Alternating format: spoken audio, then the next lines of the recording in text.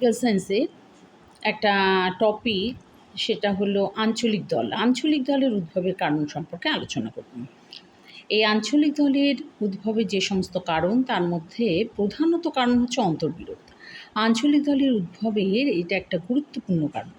বৃহৎ রাজনৈতিক দলগুলোর মধ্যে অন্তর্বিরোধ কিন্তু লেগেই আছে, আর এই অন্তর্বিরোধের পরিণতিতে আঞ্চলিক দল গড়ে ওঠে। যেমন কংগ্রেস দলের নেতৃবৃন্দের মধ্যে মনোমালিন্যের কারণে গড়ে উঠেছে কংগ্রেস ফর ডেমোক্রেসি, কংগ্রেস আর তৃণমূল কংগ্রেস ইত্যাদি ইত্যাদি।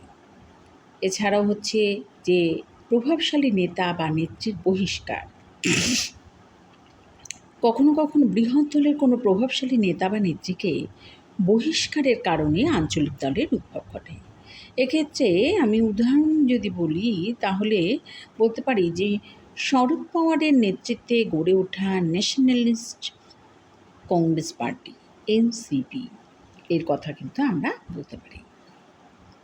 এছাড়াও ধর্ম, ভাষা ও জাতপাতগত কারণও রয়েছে।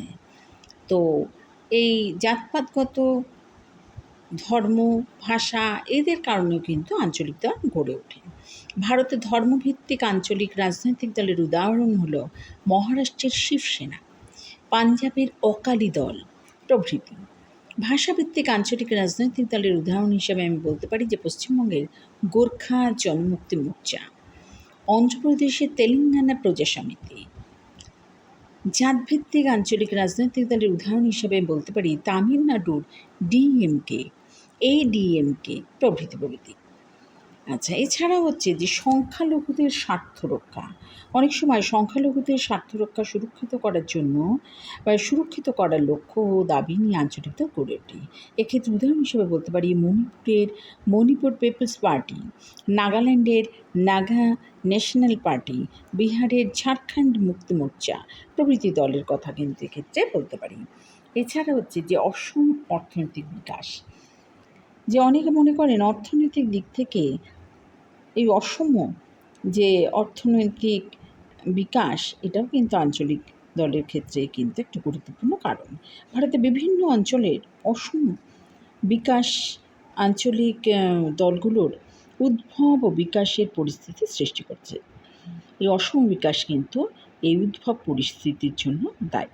ভারতবর্ষে বেশ কিছু অঞ্চল আছে যেগুলো অর্থনৈতিক অগ্রগতির দিক থেকে অন্যান্য অঞ্চলের থেকে অনেকটা পিছিয়ে রয়েছে। ফলে এইসব অঞ্চলের মানুষের মনে ক্ষোভ ও অসন্তোষ কিন্তু